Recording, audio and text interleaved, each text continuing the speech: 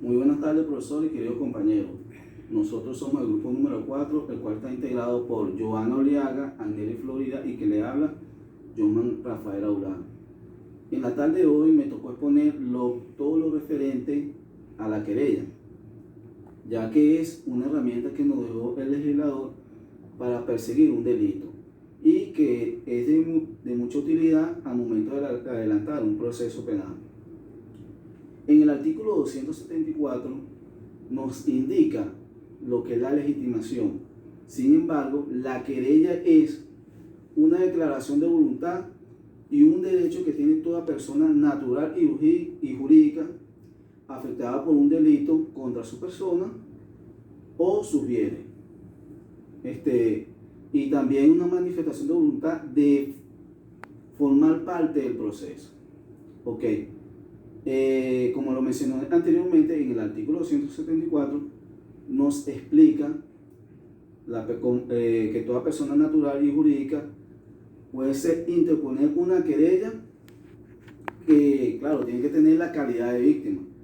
Eso nos arroja al artículo 121 del Código Orgánico Procesal Penal, en donde nos aclara muy bien quiénes tienen esa tipicidad de víctima. Obviamente la tiene el afectado por el delito.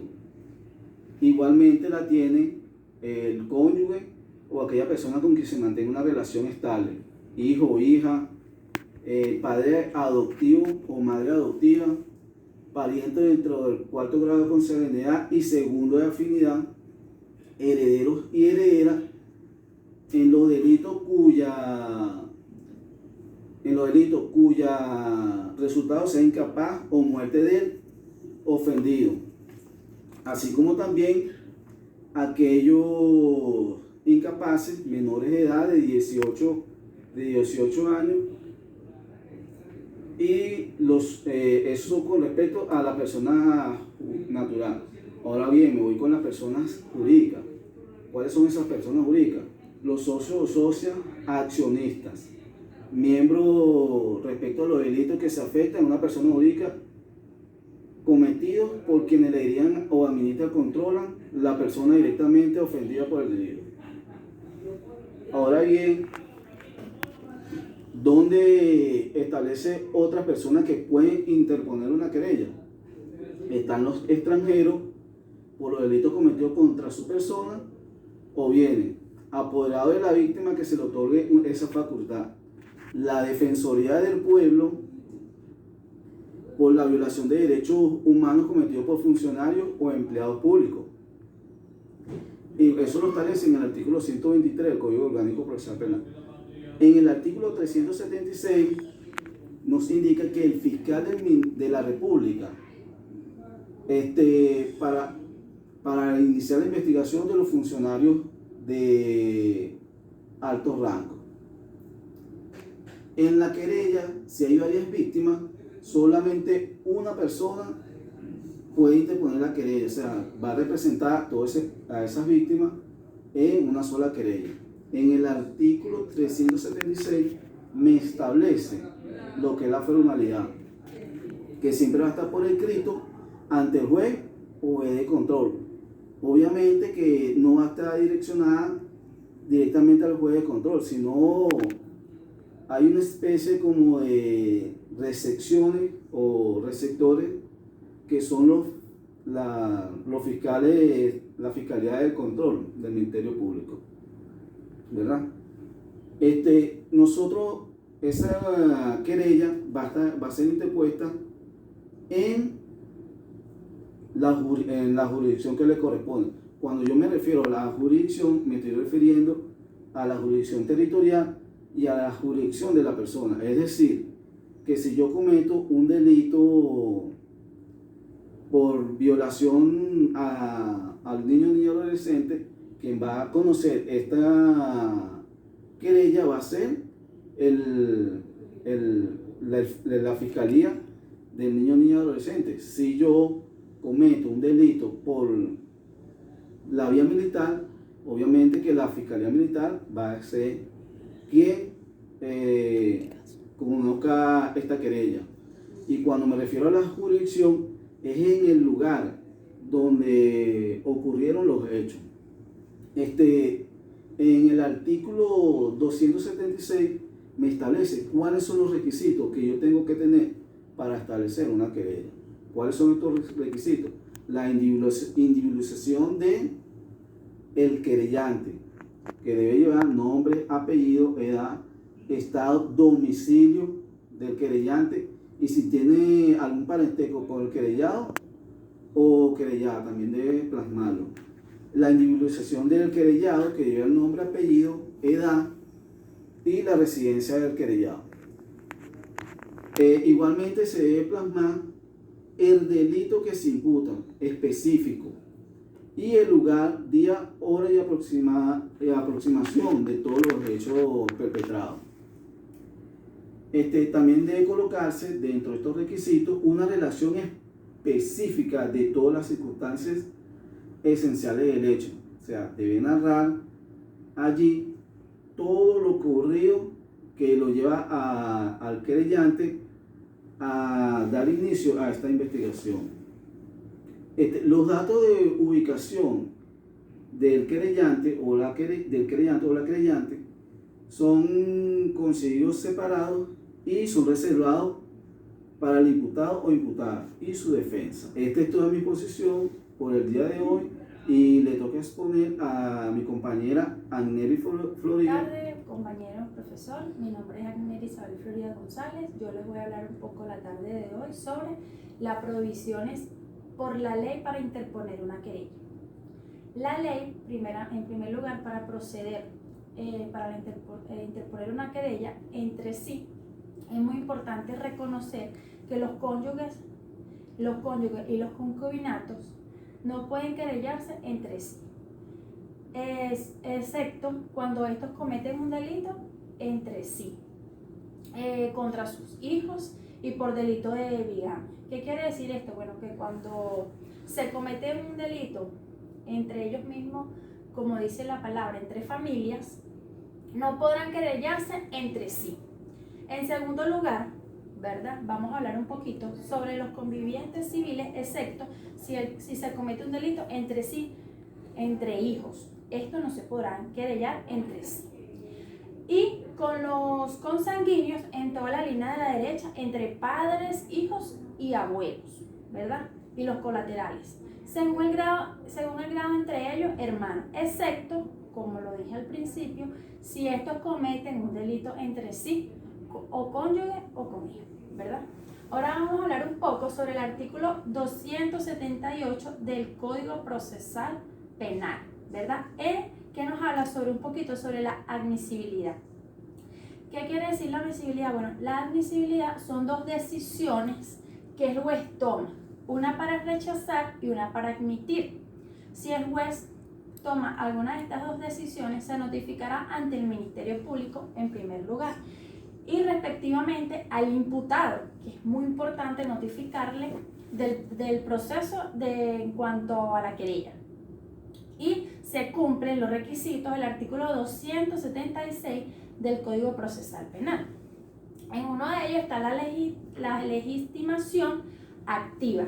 El juez se le puede permitir devolver, ¿verdad?, al querellante el escrito, siempre y cuando éste subsane los errores o sean competentes. En tercer lugar, vamos a hablar un poco sobre los efectos de la inadmisibilidad. Estos efectos, ¿verdad?, es un incumplimiento del proceso durante la querella. ¿Qué quiere decir? Que estos son requisitos materiales para darle al proceso en cuanto a la querella.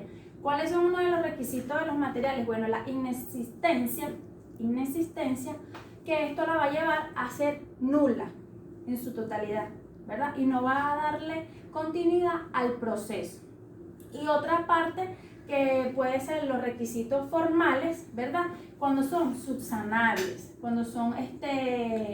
cuando hay anulabilidad, o sea, cuando se puede proceder de alguna manera para establecer que el incumplimiento sea subsanable en cuanto a la querella como tal, pues depende cuando el juez lo decide.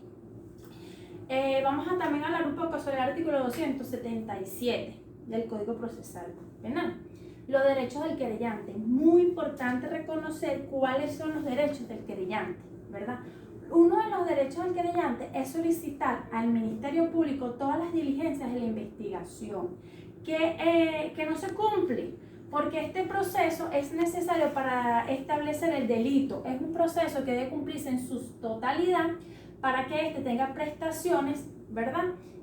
Y solicite la privativa de libertad del imputado o otras medidas cautelares, ¿verdad? Para la presentación de pruebas.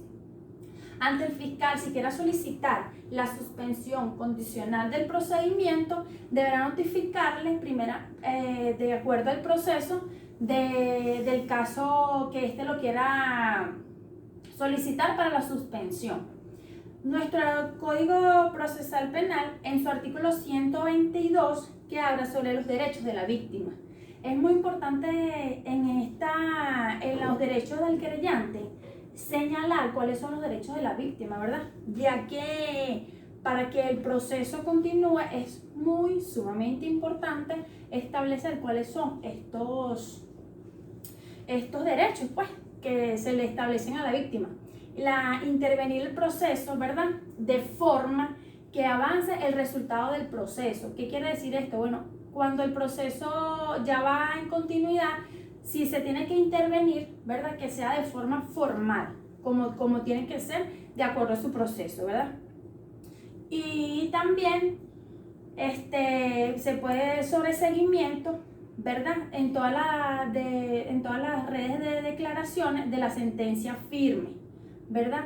También es importante formular las actuaciones, ¿verdad? Propias ante si la víctima se siente amenazado, ¿verdad?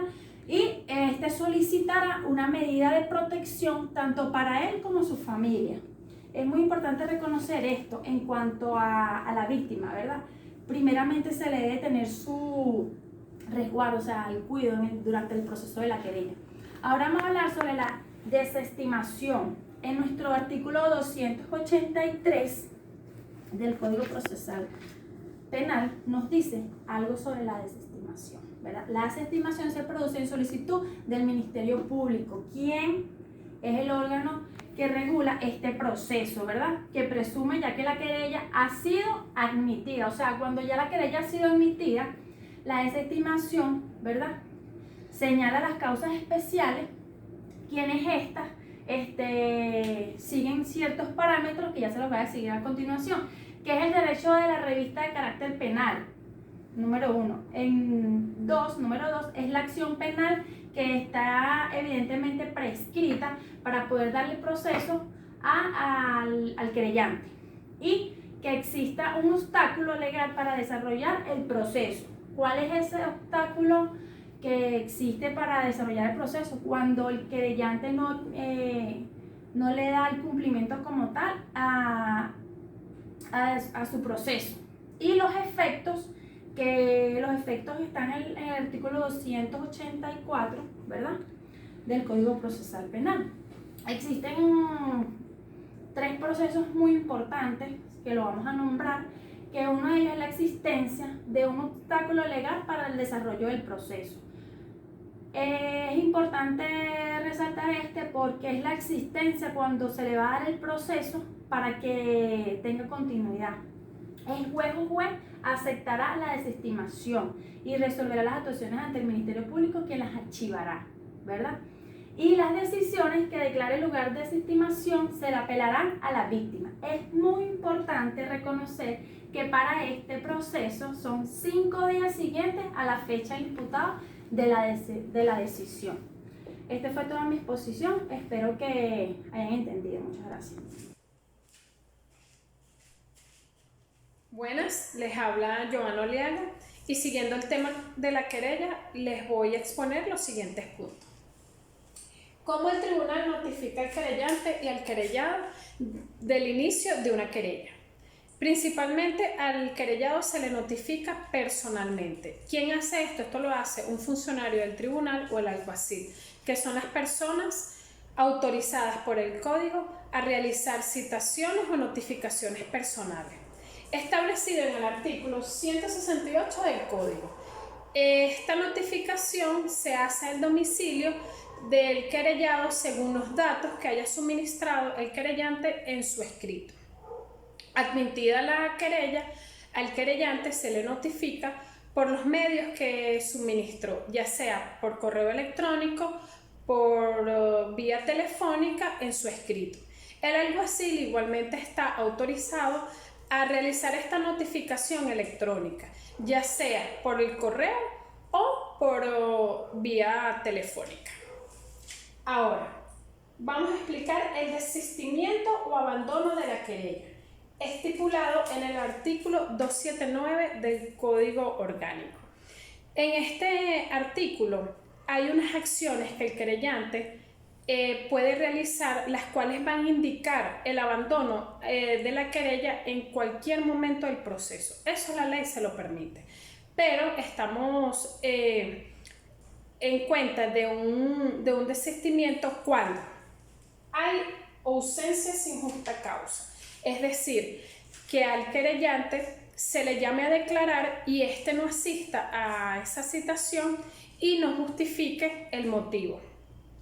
La otra es que el querellante no asista a la audiencia preliminar o que se salga de esta sin autorización del juez y sin justa causa. También que su ausencia sea continua durante el proceso, sin motivarla. Tenemos la inexistencia de la acusación o el no adherirse a la acusación de la fiscalía, que esto quiere decir que el querellante no tiene una acusación propia en contra del querellado o del imputado y tampoco se adhiere a la que va a preestablecer el Ministerio Público. Tenemos la acusación sin fundamento, que el querellado no tenga el sustento ni las pruebas de esas acusaciones que está haciendo en contra del querellado. Y por muerte o incapacidad del querellante, donde sus herederos, por tal motivo, no comparezcan ante el tribunal a los siguientes 30 días de haberle informado al querellante sobre el inicio de la querella. Estas acciones pueden hacer que el juez, por solicitud de una de las partes, admita el desistimiento o el abandono de la querella, y esta decisión puede ser apelable. Seguimos.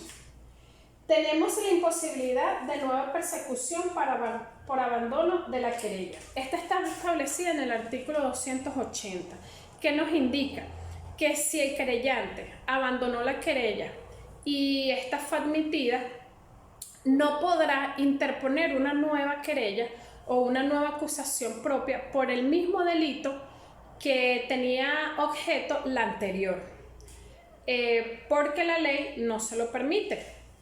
Seguimos. Las responsabilidades del querellante, establecidas en el artículo 281 del Código Orgánico. Esta nos establece que la ley al querellante desistir o abandonar, la ley establece algunas responsabilidades. También por la acusación falsa sin fundamento y por la litigación de su representante. Esto motivará al juez a pronunciarse si la parte defensora litiga con duda, inseguro o temerosamente.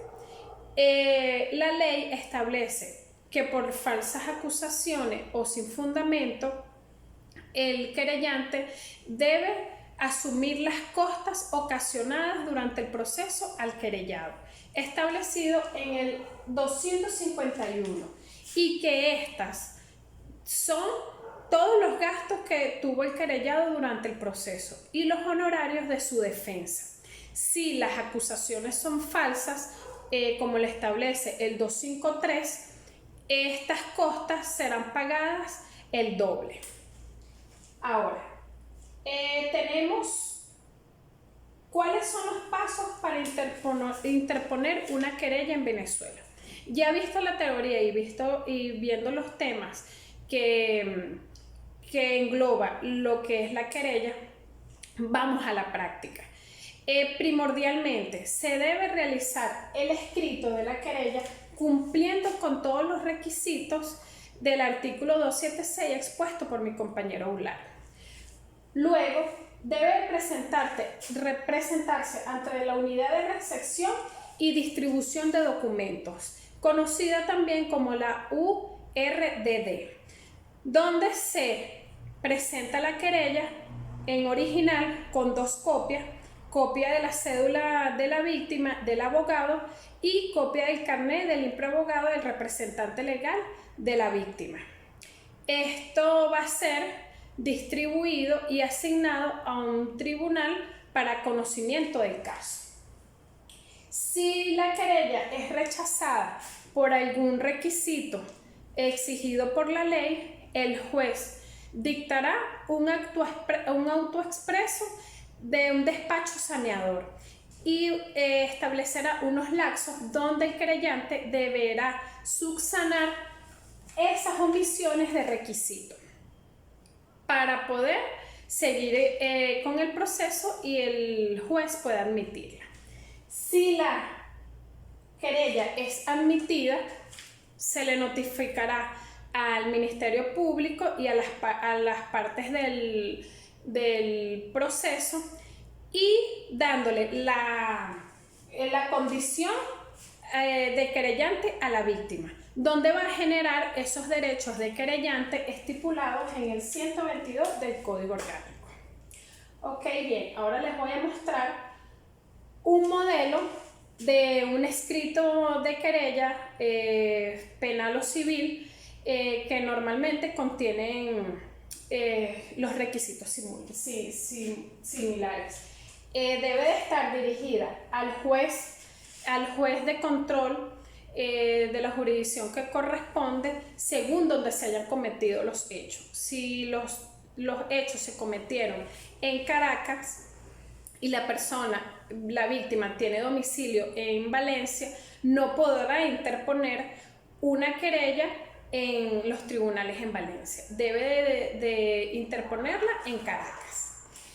Va a tener la identificación del querellante, como lo solicitan los requisitos, y del querellado.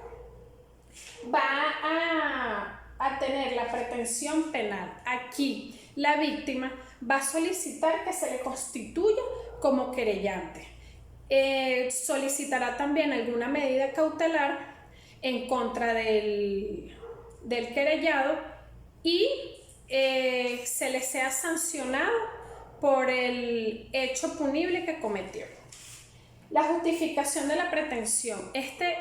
Aquí el querellante debe de fundamentar y probar todo lo relacionado con la acusación que él le está haciendo al querellado. Y posteriormente una breve narrativa o un relato de cómo sucedieron los hechos, tanto lugar, fecha y hora aproximada. Ok, les voy a dar ahora las diferencias entre una querella y la denuncia. Ya vista la querella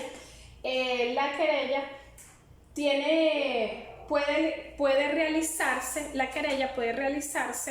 ante el Tribunal de Control, a diferencia de la denuncia que se realiza en cualquier órgano competente, ya sea policial, la fiscalía o poner en conocimiento a un tribunal penal. ¿Quién la puede realizar? La querella la puede realizar solamente la víctima que es directamente afectada. La denuncia la puede realizar cualquier particular o la víctima. ¿Dónde la puede realizar?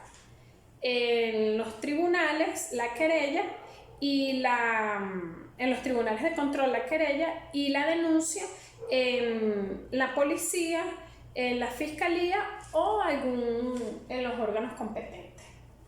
¿De qué forma puedo interponerla? La querella se puede interponer solamente por escrito y la denuncia la puedo interponer verbal o escrita.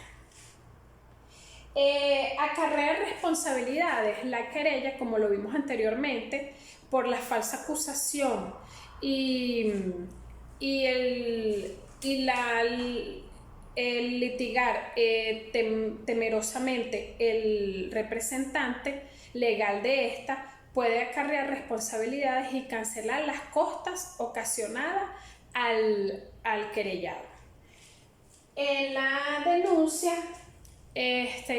el desligarse en cualquier momento del proceso de la denuncia no acarrea ningún tipo de responsabilidad.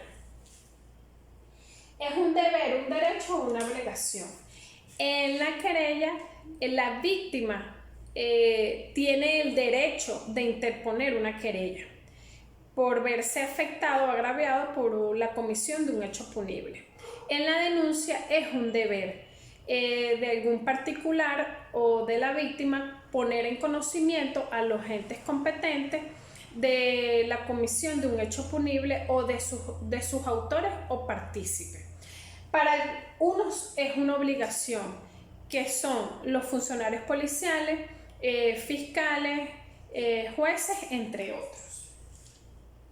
Es parte del proceso. El denunciante, si no es la víctima directamente, no es parte del proceso. En cambio, el querellante es parte del proceso durante todo el tiempo que dure este.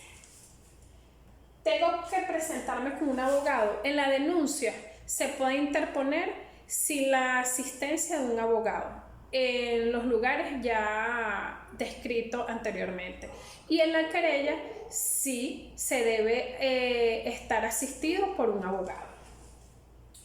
¿Qué formalidades hay que cumplir? Cuando se va a interponer una querella se deben cumplir con los requisitos anteriormente expuestos y establecidos por la ley. En la denuncia verbal o escrita no exigen formalidades. Bueno, ya dado el tema teórico de la querella y algo de la práctica, el grupo que expuso este tema quiere, con el fin de esta exposición, es que nosotros como abogados no hagamos omisión de los requisitos que establece la ley para interponer una querella y esta pueda ser admitida.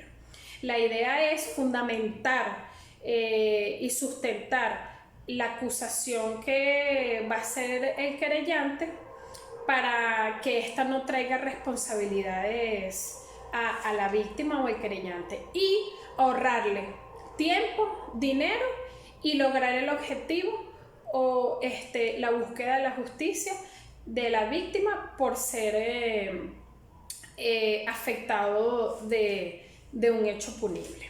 Yo los invito, el grupo los invita a leerse la sentencia número 68 del 6 de marzo del 2015 del Tribunal Supremo de Justicia, con ponencia de la magistrada Francis Coelho, donde al analizarla vamos a ver todo lo que no se debe hacer al interponer una querella. En esta sentencia existen requisitos omitidos de forma donde se da un sobreseimiento.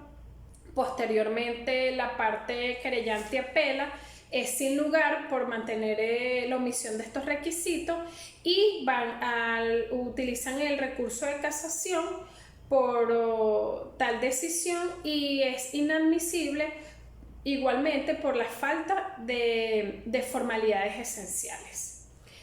Bueno, esto es todo y muchas gracias por su atención.